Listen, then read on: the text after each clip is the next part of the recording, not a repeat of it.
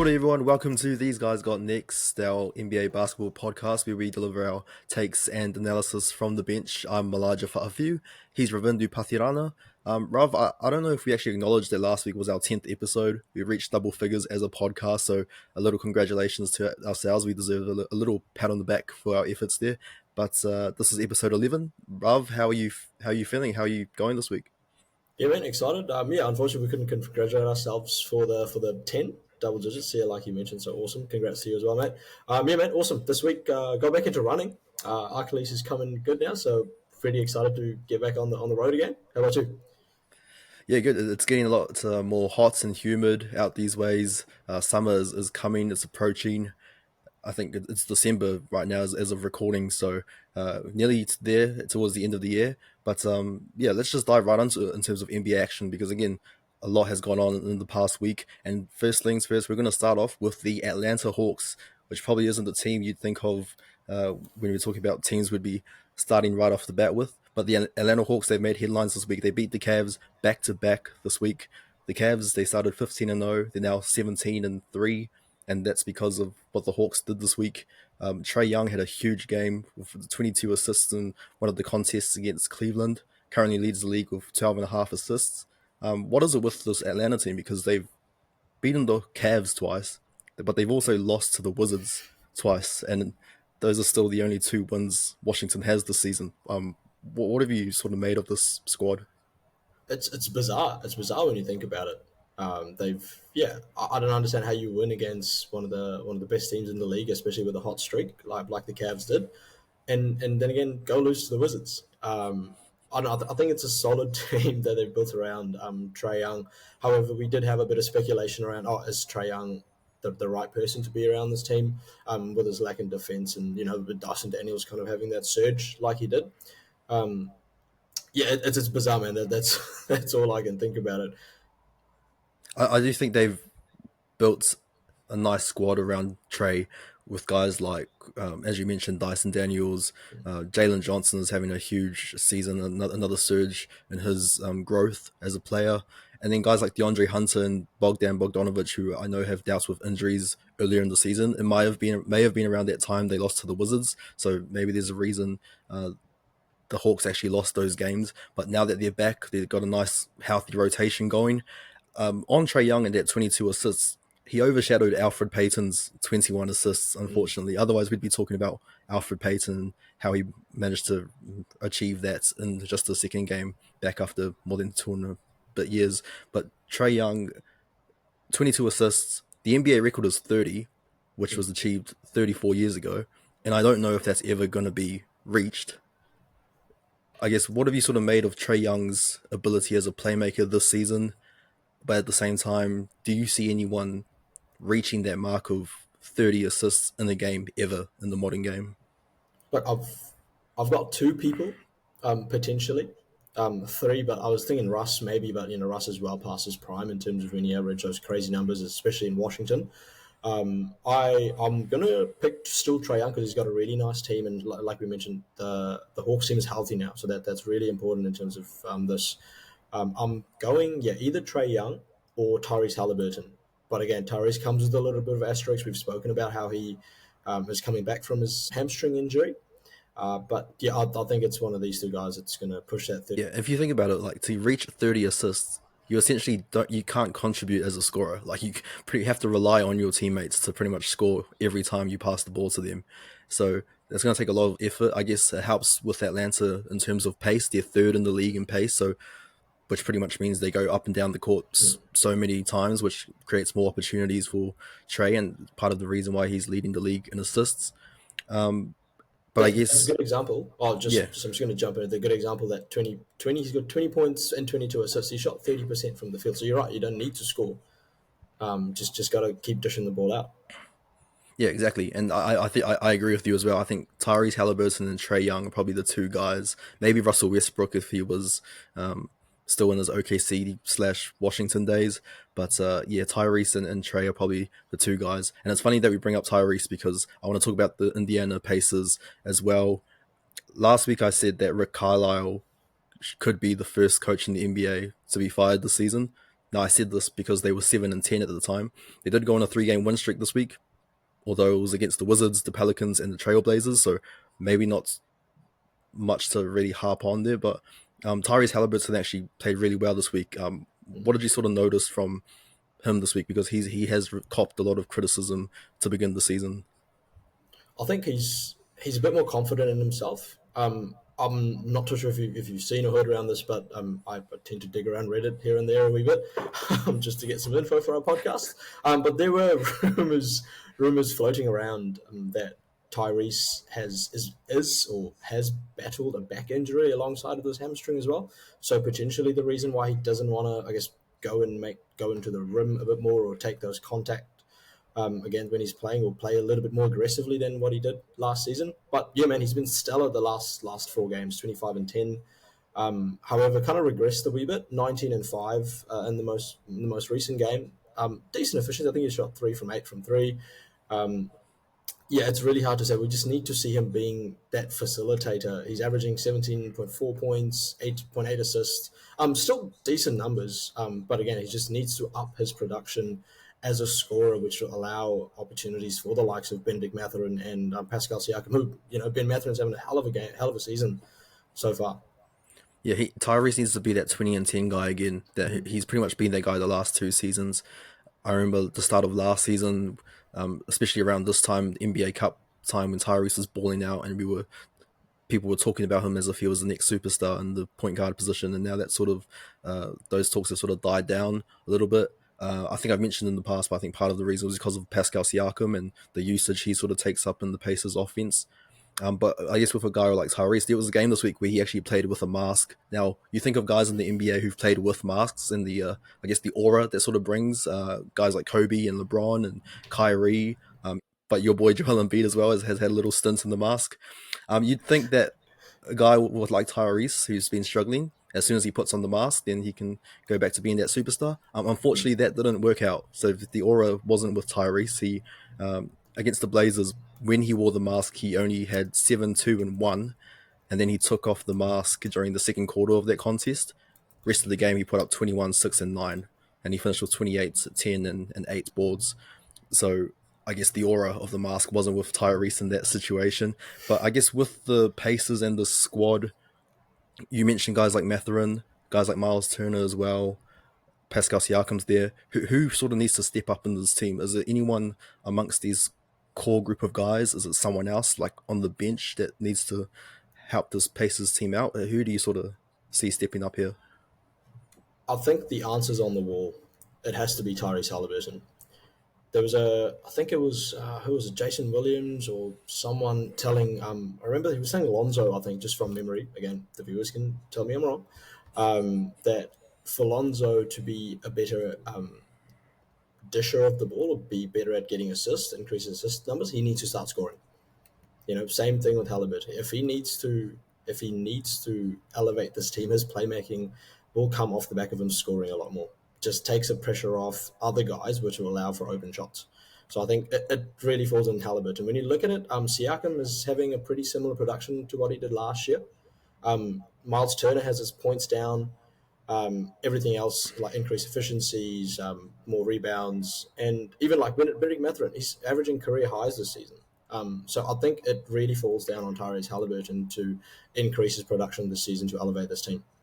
Yeah, I guess looking at the rest of the bench, I remember last season people were talking about the Pacers as one of the deepest rosters when it came around the playoff time, and that sort of played a role in why Indiana made the conference finals. I think when you bring up guys like Andrew Nemhard and Aaron Nesmith, I think those two have sort of been on and off with injury, so they haven't really had the whole core together on the court as much. One guy I do want to shout out is Quinton Jackson, who was probably a name not many people know, but he was a two-way player who sort of played an underrated role. He pretty much just does his role, which is what you want. Role player. That's essentially what you want in Indiana. 7.5 points, 2.1 rebounds, 2.4 assists on 36.8% shooting. So he's pretty much playing his role. But yeah, I think it's all on Tyrese Haliburton as well to carry the load and be that all NBA player that he was last season. The Chicago Bulls this week, a report came out that they're looking to trade Lonzo Ball, which is pretty much just adding to the fire sale that they're already trying to have with Zach LaVine and Nikola Vucevic. We've actually spent some time to go through some possible trades of where these three players could go, because these could be two or three of the more impactful trades that take place this season. Rav, I might throw it over to you to talk about one of the trades that you've sort of put together, and how you think that sort of we'll spend a little time to sort of discuss how this all works for all the parties involved. Yeah, yeah, absolutely. Thanks, Eli. Just before we jump into this, I want to say the rationale behind these teams that we chose. Part of it is looking at the cap space that's available and how these teams are performing as well. So, just on this top five cap space availabilities this far, we got Detroit up the top, Utah, San Antonio, Orlando, and Oklahoma.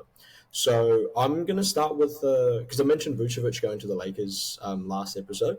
I'm going to go with the Vucevic and putting a three-team trade in with Lonzo and Vucevic going away, involving the Lakers, the Hornets, and the Bulls. So I've got the Lakers receiving Nikola Vucevic and Cody Martin, the Hornets receiving Lonzo Ball and Gabe Vincent, who has had a terrible season. Just want to throw it out there. Just He's had a terrible stint in LA. It's horrific. Like, considering he because he came from Miami, right, and he played a key role when they went to the finals against the Nuggets, and then as soon as he went to the Lakers, just non-existent. Yeah, it's terrible to see, man. He's just doing a Tony Snell this whole time. And the Bulls actually go into rebuild mode. I've got them getting D'Angelo Russell, Jackson Hayes, who's 24 years old, Josh Green, who's 24 years old, Tian Salon, 19 years old, and they also get a 2026 first-round pick. Successful trade on the trade simulator, so let's see. Yeah, I guess even without the trade machine, like if you look at some of the situations that these teams are in, the Bulls, for example, they're obviously heading towards a rebuild, or at least we think they should head towards a rebuild. You never know with the Chicago front office. Charlotte, I think I only like Lonzo going to Charlotte because he gets to hang out with LaMelo. Bringing Chino Hills into Charlotte. Oh, yeah. All they need is Jello. Yeah. Yeah, all they need is Jello, but I don't know if you saw that video about Lonzo telling his brother to go play overseas instead. If he wants to come to the NBA, that's what they said on the podcast. And then the Lakers, obviously, Vucevic is the big name there, and the Lakers need a center. I guess just on Vucevic going to the Lakers, I think because Vucevic is such a weapon offensively, do you think that sort of affects, how do you think that sort of affects AD and LeBron? Can you see that chemistry sort of working out? I think for the most part, yeah. If AD just keeps, I guess, rolling into the basket, and I'm saying this only because Vucevic has had a great season shooting threes this season, and he's been a great shooter, but this season he's been very good. So again, it opens up the floor, adds some length into the team. So I definitely think this will work out really well for the Lakers. Yeah, for sure. And I guess so we've talked about Lonzo and Vucevic, and I guess the third guy from the Bulls, Zach LaVine. Now this was definitely the hardest contract to move. Who did you send Zach LaVine to, and how did you sort of make that work? Actually, when we spoke about it, we kind of, like, as I mentioned, the rationale behind these was figuring out cap space and who are the more consistent performers this season. A team that I personally didn't pick to perform this well were the Detroit Pistons, and given they had the highest cap space this season, I've done a trade for LaVine going to Detroit in exchange for Tim Hardaway Jr. and Isaiah Stewart and a 2026 first-round pick going back to the Bulls. A little bit interesting, Bulls not necessarily trying to... I know they could have Hardaway in there as a veteran presence for this young team that they're trying to build around. Isaiah Stewart, not 100% sold on him and how he fits into the Bulls lineup, but I definitely back LaVine into the Detroit system, fitting around like a Cade Cunningham. I think that'll be a good pairing. Yeah, I think so too. I think when you read out the top five teams in terms of cap space, and you mentioned Detroit, I think that was the one that was most surprising to me. Like Orlando and OKC, I was like, well, yeah, that makes sense because they've got a lot of assets, and they've been mentioned in terms of free agent destinations. And then there's Utah and San Antonio, who are rebuilding teams, so of course they should have some sort of cap space. But when you said Detroit, I was like, oh, that's quite interesting. You've managed to make this trade work. I guess the only thing would be Chicago can definitely get a lot more picks out of this trade if they wanted to. Like, I think just the lone first round pick, when you think about Mikal Bridges and the fact he got 6 first round picks, which is insane. Thinking about the way Mikal's currently playing in New York, Yeah. Zach LaVine can definitely push for, well, not Zach LaVine, but Chicago can definitely push for more first round picks or more picks in general for Zach LaVine. So that's probably, you could definitely bring it, I guess expand that trade a little bit more. Yeah, Absolutely, I guess, absolutely. yeah. I mean, I was just going to say this is just us putting it in a trade simulator, right? But then when the negotiations do go down, we definitely expect more assets to be passed over, especially if Chicago are trying to rebuild. Yeah, but good on you, Rob, and Mm. good on us for having the discussion and making this trade work, because Zach LaVine and that big contract he's on, it's not easy, and trying to find the right trade partner is definitely difficult. So good stuff on that. I guess moving on to the Brooklyn Nets, a very good week for the Nets. They just came off a road trip where they beat the Kings, the Warriors, and the Suns, uh, and now they're 6-1 against the West this season, which is actually wild considering that they too have some trade assets. My question to you, Rav: who the hell is Tyrese Martin? Mate, you tell me. He shot 30 points on 80% shooting versus Phoenix, right? Like, oh man, handing the big three. I think the second or third loss this season in Phoenix, which was insane when you think about it. Like And this 80%. this is Phoenix that had KD and Beal back, right? But yeah, yeah, absolutely. That's yeah, outrageous, outrageous. And I guess it was in the absence of Cam Thomas, which Mm. is a big loss in terms of the scoring punch that Brooklyn desperately deserves and needs. Ben Simmons also had a nice game. He's had a bit of a weird season. I think in that game there was that moment where Bradley Beal went up for a layup and he missed, and then Simmons sort of made a gesture, which is I guess a little bit rich coming from Mr. Ben Someone, Simmons. yeah, yeah. That was yeah, man. Practice what you preach, right? If you miss it, oh, that was terrible. That was terrible.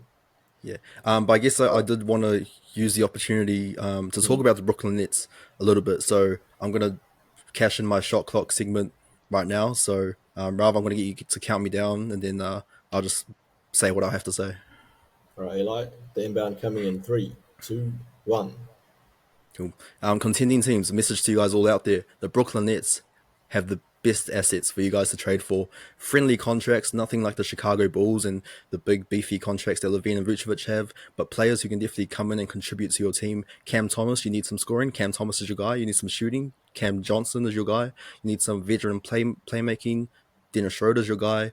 You need a big Nick Claxton. And hell, if you Ben Simmons is there, who actually I'll just stop the shot clock, but all those guys there I've just named, Dorian Finney-Smith as well, they're all guys who I see potentially playing for contenders.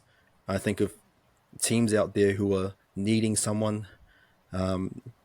Brooklyn has your guys, and this team's actually surprised us this season because they're playing really hard under their new coach Jordi Fernandez.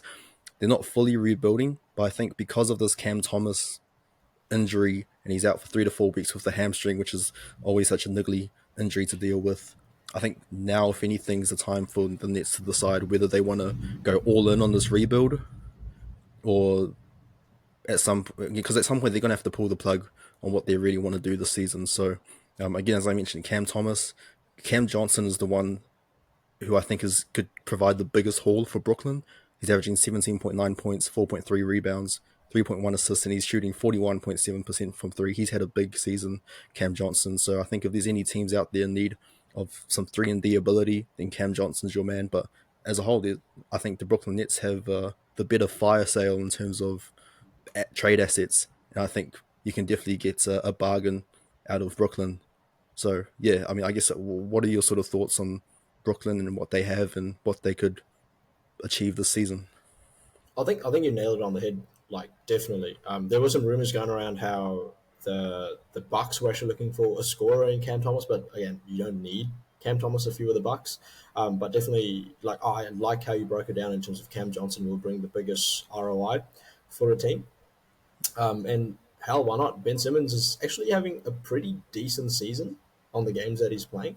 Like that game against the Suns, he had 14, 9, and 8. Yeah, So I definitely think the Nets can go a long way in terms of their rebuild. And Dennis Schroeder, like we never expected him to perform the way he did or has been this season. So definitely some value added in there as well. Ben Simmons, he doesn't have to be the all-star guy. Like, he can just come off the bench and provide. He doesn't have to score. I mean, not that he can, but he has the playmaking ability. He can still defend, which will be handy for some teams in the long run. But yeah, contending teams out there, if you need some guys, Brooklyn Nets are your team. And also, the Nets are in the best position because they just got their first round picks back in the off season, so they've got full control over their picks. So they're definitely in the running for a Cooper Flag, Dylan Harper, Ace Bailey type of prospect coming up. I mean, it doesn't necessarily have to be contenders, but adding these players to become contenders, like, you know, the top 5 cap space teams you spoke about, like Orlando potentially could add someone. Utah could make a bit of a move and shake things up. So you never know what'll come out by the trade deadline. Let's move on now to the NBA Cup. Now, you and I, Rav, we both picked the Kings to win the whole thing. The return on that is that they went 0-3 and they're eliminated. So a great pick from you and I. In terms of the teams that have already clinched their spots in the playoffs, the Rockets, Warriors, and the Atlanta Hawks, they've clinched their spot. The Hawks one's probably surprising because they clinched it over the Celtics due to points differential, but the Celtics can still earn a wild card with their 3-1 record. In terms of the teams that are already eliminated, the Cavs, the T-Wolves, Pacers, and the Heat, they're sort of out of the running. What have you sort of made of the NBA Cup so far, and do you want to change your pick in terms of who's going to win the whole thing? I mean, yes, why not? Why not? We, you know, a bit of redemption for you and I both. Just on the 0-3 thing as well, we went 0-3 for the teams we selected. So both Kings, Cavs, and the Pacers are all out so far.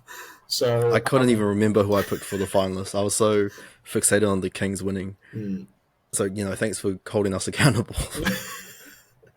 All good, all good. So I think just based on how they performed, and I know we're going to touch base on this team shortly, one of the more surprising teams this season, I mean, for me personally anyway, are the Rockets, who I think have a 55-point differential this in the NBA Cup. And I'm going to rejig my number given the 0-3. This time to go the Rockets and the Magic in the finals for the NBA Cup, because both teams are top of the table at the moment. Who are you picking? Okay, I am going to go. The big group for me is that group with the Pistons and the Bucks because they're both 3-0. They're both squaring off this week. I think the Bucks, the way that Giannis has been playing, and he's been ably supported by Damian Lillard and the run that they're sort of on.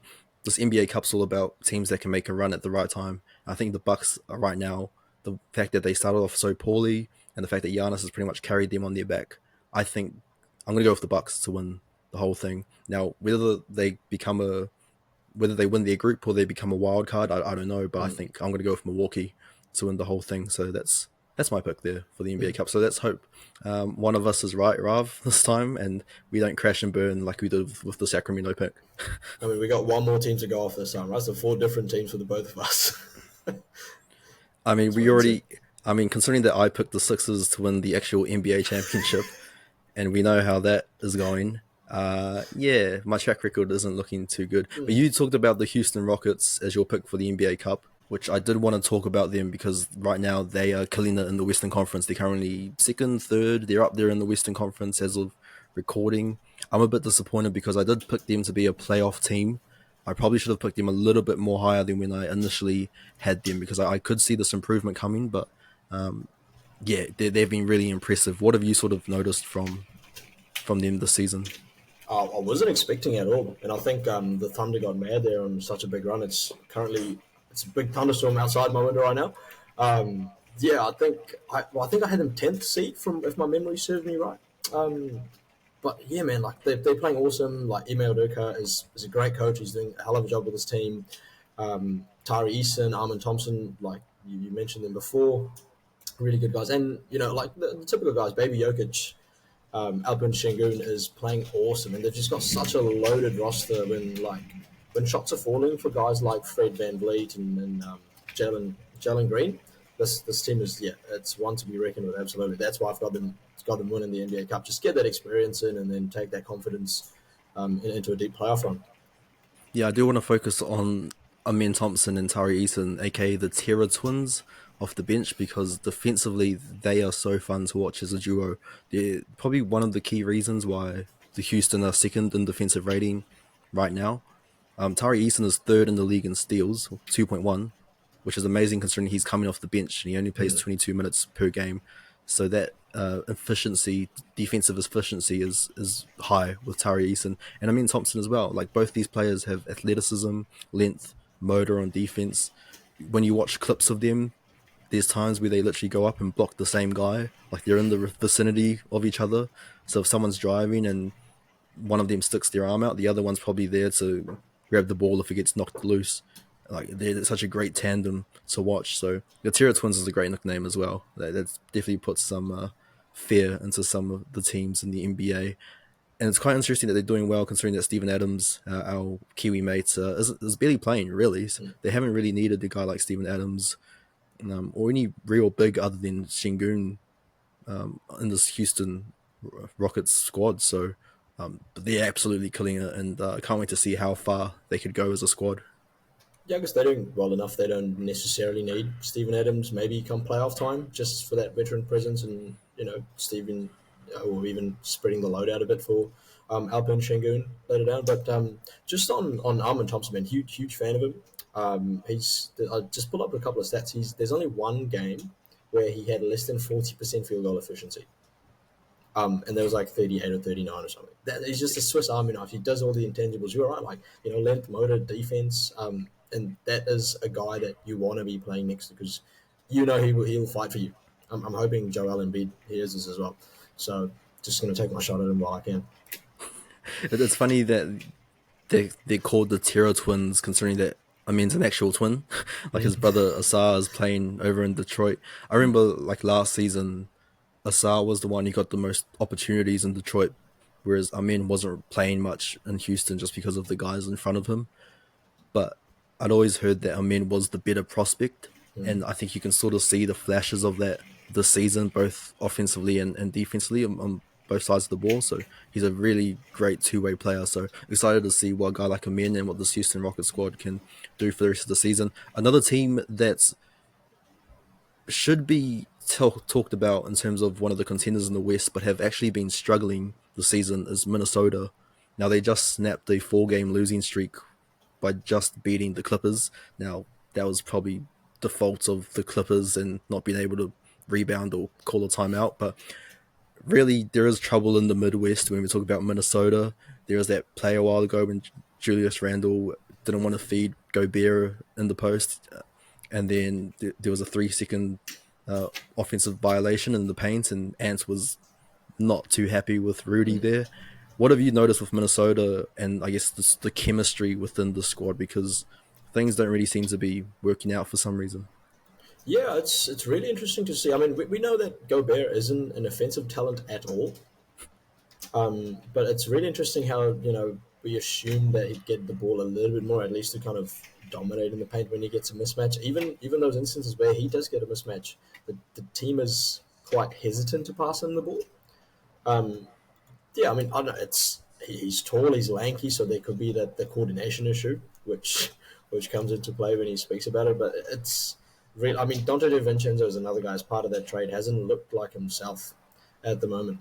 He's struggling to adapt to this side. He's shooting poorly, 31.5% from three at the moment. And a lot of his threes, like 91% of his threes were assisted. Well, this season he has to make more of his own shots, which makes sense in a way because we know Mike Conley is probably the only this true playmaker in this team. There's no one else. But even so, like you mentioned, Conley, like he's only averaging like 4 or so assists, and I think Randall's the only other player averaging 4 or so assists. So there's no actual lead playmaker in the squad. Which I guess we mentioned before about trade targets and trade destinations.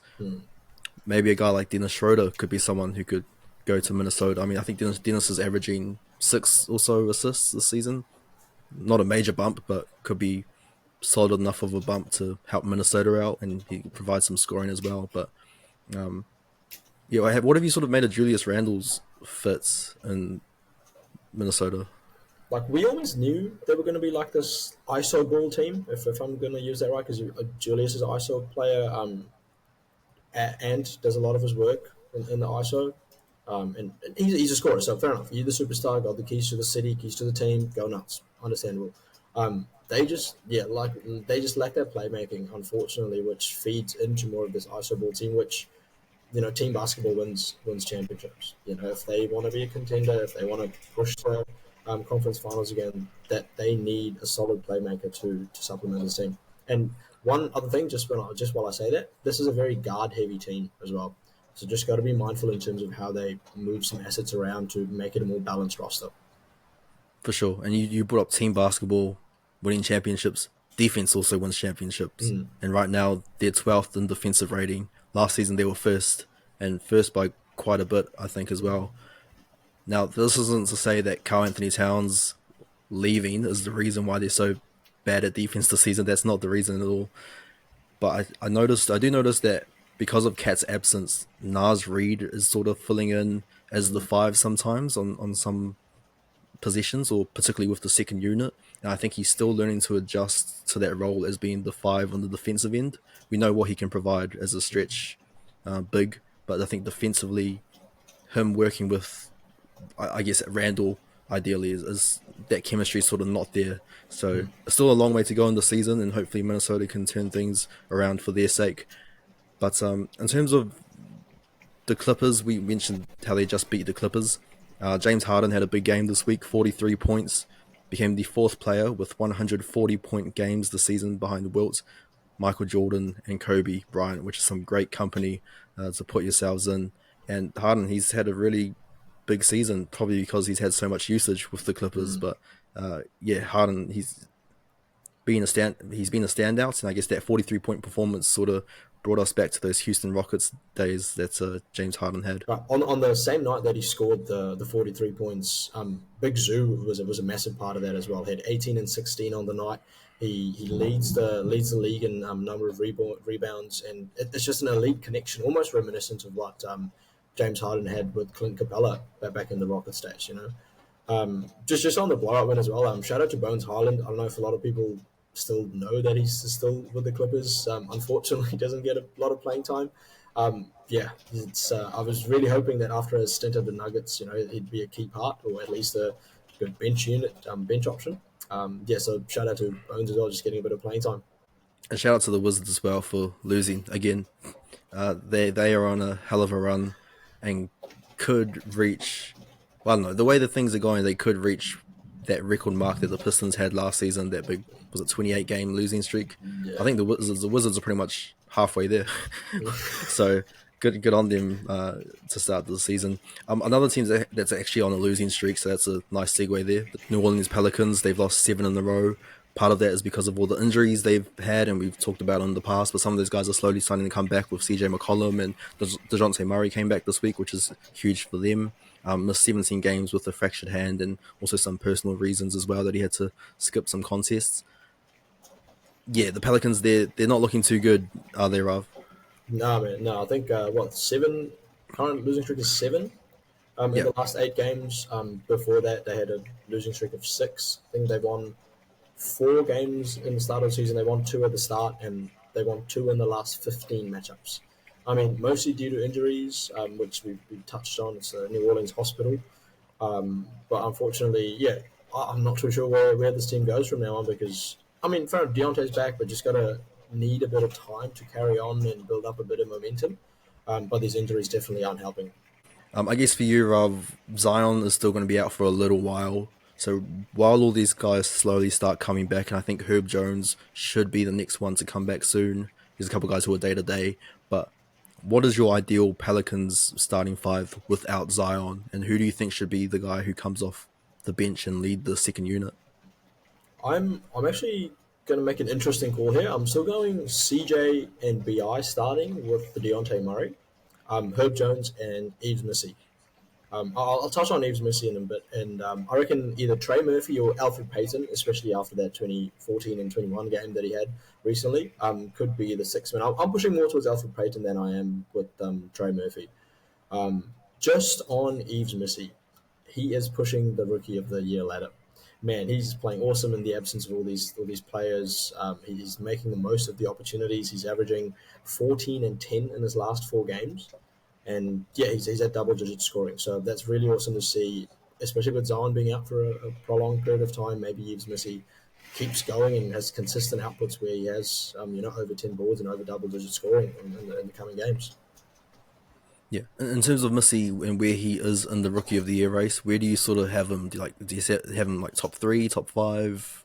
Is he up there for you? He's up there definitely.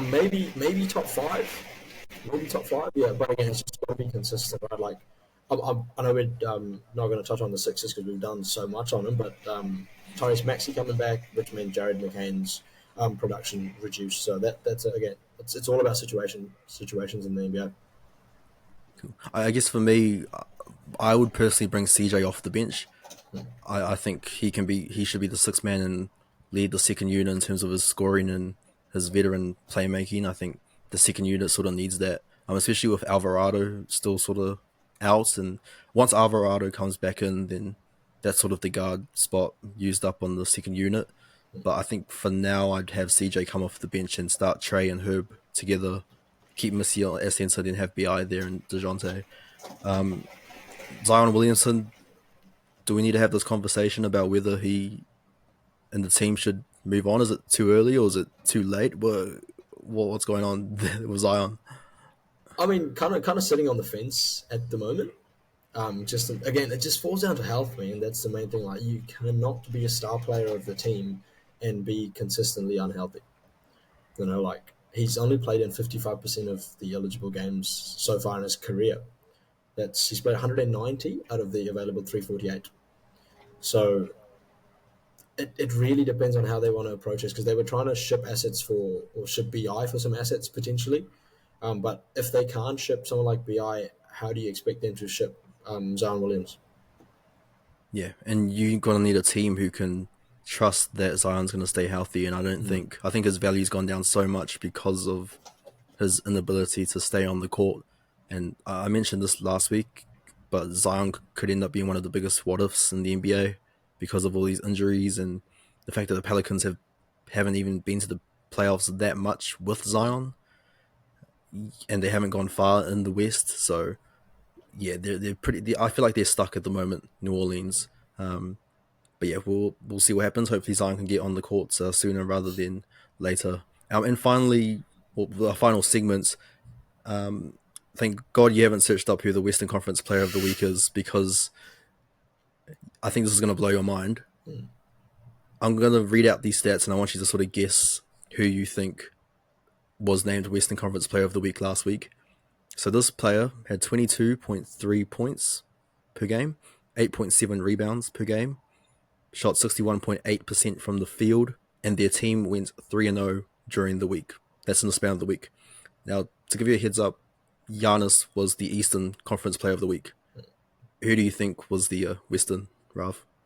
I'm I'm thinking there's only two teams that went 3-0 this week from the West. That's both Grizzlies and the Thunder. I'm solely going just because you didn't mention assists and you went points, rebounds, and field goal percentage. I'm going for a big here.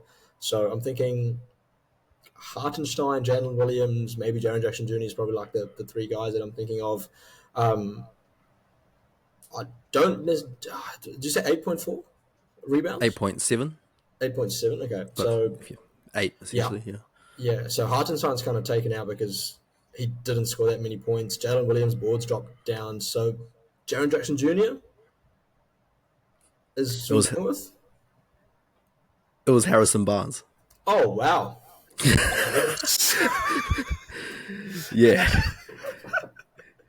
That yeah. is We might need to check. We might need to check what the timeline, what the period was for the actual Player of the Week, because the Spurs did have a little stint there when yeah, they went yeah. 3-0. Mm. But yeah, when I did see that, I saw the graphic Harrison Barnes Western Conference Player of the Week. I had to check the date to make sure that it was actually today 2024. or 2024 this season. But yeah, Harrison Barnes, random, random if you ask That's me. wild. Yeah, that's wild. So yeah, nice little bit of trivia for Yeah, there you go. you ballers out there. And just to wrap things up, unfortunately, we don't have time for a quick fire this week. But as always, we're going to ask each other what our games of the week are. Ravi, what's your game of the week this week? I'm going Warriors and Wolves on Saturday. Should be a good game. How about you? I am going Bucks, Pistons, both teams 3-0 in the NBA Cup. The winner will clinch their pool. So big contest there. And that pretty much wraps things up for this episode 11. Rav, as always, thanks for joining me today. And thanks for you guys for tuning in and watching on YouTube and listening on Spotify. Make sure you follow us on Instagram and Twitter at These Guys Got Next. But until then, we got next and Matiwa.